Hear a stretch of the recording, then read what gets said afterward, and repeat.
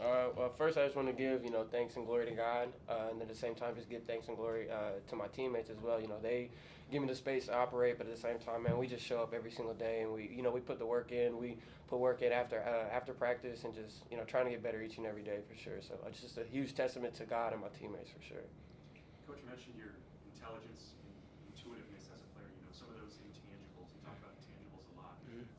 How much do you pride yourself in your game on? Letting that reflect, outside of just performance alone. Just trying to pick my spots well. At the same time, just take the right shot, get the right shot on offense, whether that come from me or swinging the ball to get teammates involved. Just trying to get the best shot possible and just try to play the right way for sure. I would say.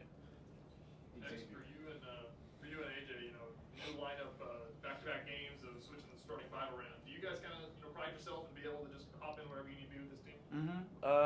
Me and AJ shooters, man. We get them things up. So just we're in the gym a lot.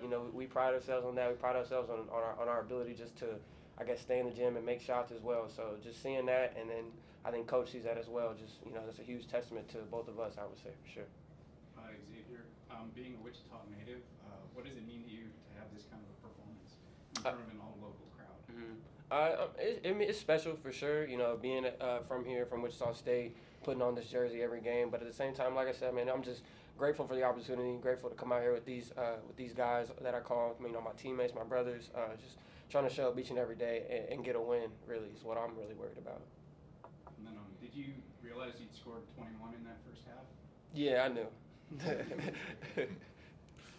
AJ, for you at the beginning of the game especially, I know a lot of people, shooters, talk about green lights from coaches and everything like that. Was there an emphasis to get some extra shots up from you, and just kind of what was that conversation like? It wasn't really an emphasis. It was just more of a focus, just trying to get into the game and just make an immediate impact and handle business. So there was no conversation had. It was just more of a mindset thing.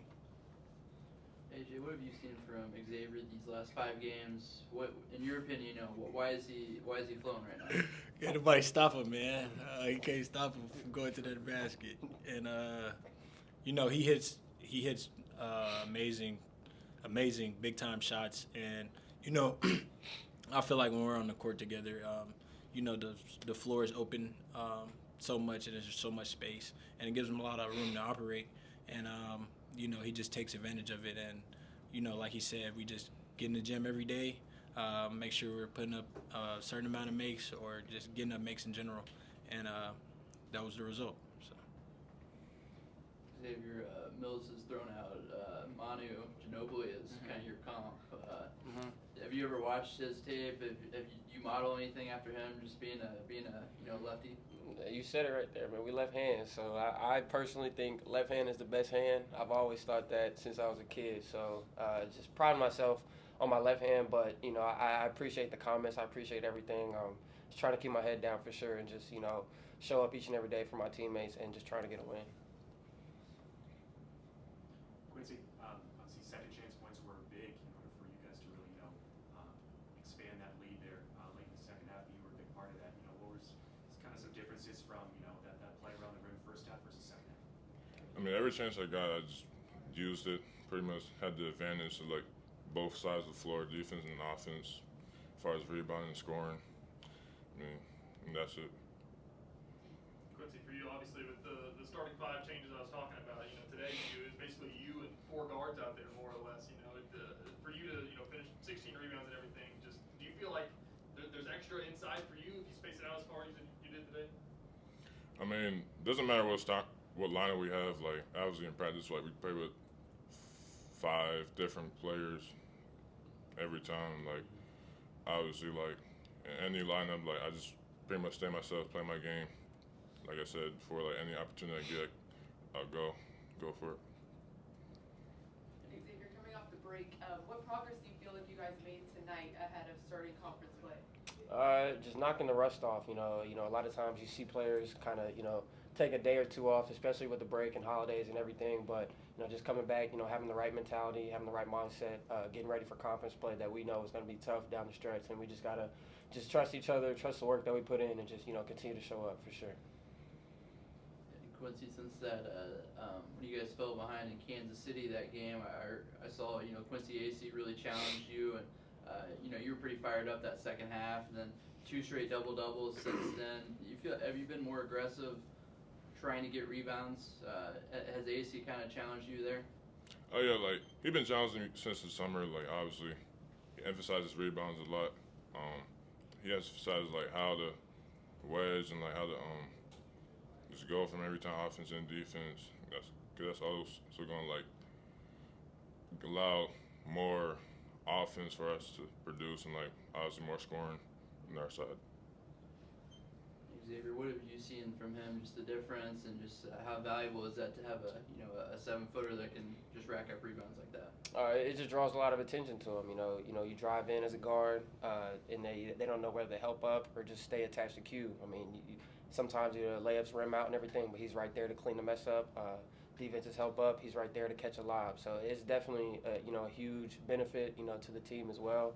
And I mean, you just see how hard he plays each and every day for sure. Most turnovers by the team today as well. I think 18 was the number. Just what needs to be cleaned up from that aspect going into conference play. Just taking care of the ball, man. More times than not, we kind of get ahead of ourselves.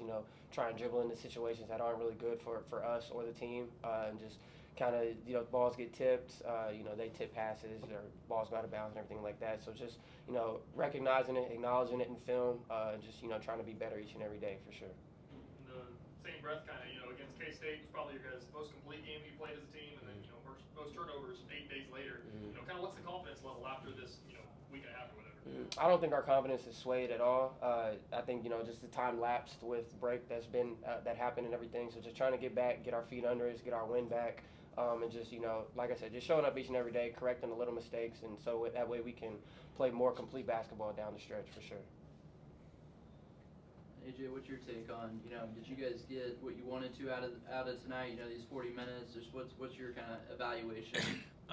Tonight, I don't think we've played to our best ability, but like X said, we did come off a couple days, and we had some injuries. Some guys didn't play, and I feel like with that being the case, our attention to detail was really off, and we were more focused on just getting it over with rather than just like going out there and playing our best game. And I feel like that's something that we have to work on as a team. Like no matter who it is, that we're gonna go give our 100% every time. X, there in that first half, they tied the game at 20. A little bit of boos from the crowd.